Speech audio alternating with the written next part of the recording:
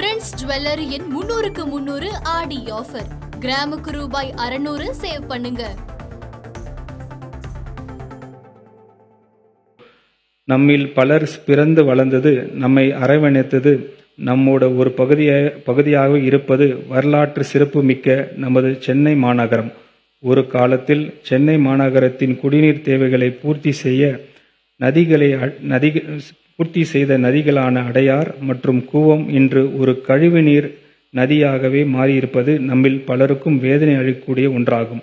தமிழ்நாட்டினை இதற்கு முன் மாறி ஆண்ட அரசுகள் அடையாறு மற்றும் கூவம் ஆறுகளை சுத்தப்படுத்துவதும் அழகுபடுத்துவதும் பல 100 கோடி ரூபாய் மக்கள் வரி பணத்தை வாரி இறைத்தும் ஆறுகளின் தன்மையில் பெரிய மாற்றம் ஒன்று ஏற்படவில்லை.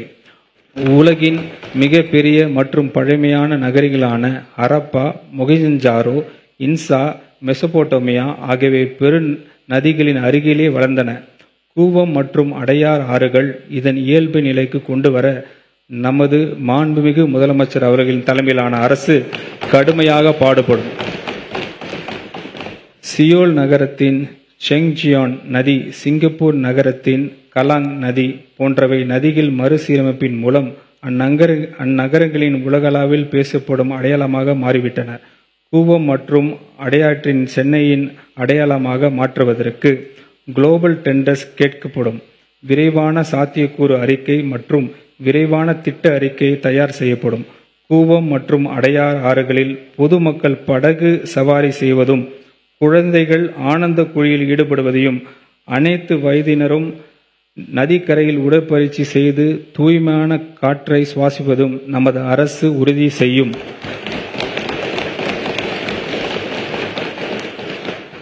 இந்த திருத்த வரவு செலவு திட்ட மதிப்பீடுகள் நகராட்சி நிர்வாகம் மற்றும் குடிநீர் வழங்கல் துறைக்கு 29,863 கோடி ரூபாய் ஒதுக்கீடு செய்யப்படுகிறது.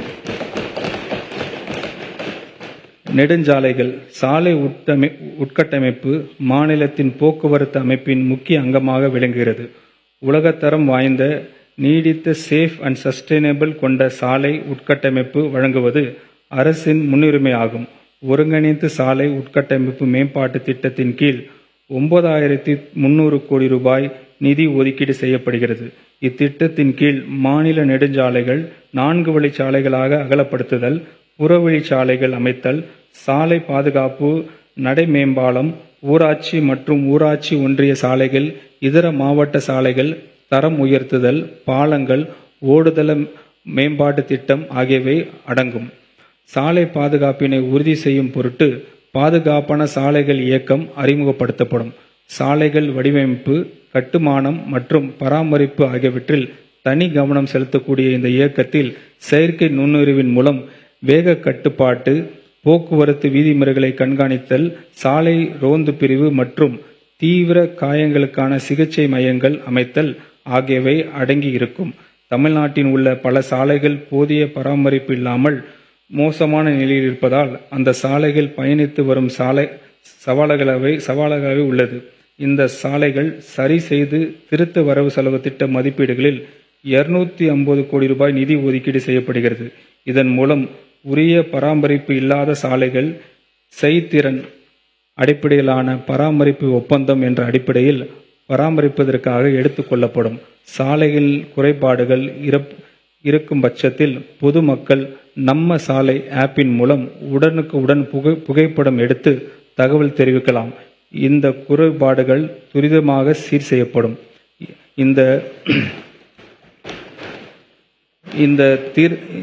இந்த திருத்த வரவு செலவு திட்ட மதிப்பீடுகளில் நெடுஞ்சாலைகள் மற்றும் சிறு துறைமுகல் துறைக்கு 21,524 கோடி ரூபாய் ஒதுக்கீடு செய்யப்படுகிறது.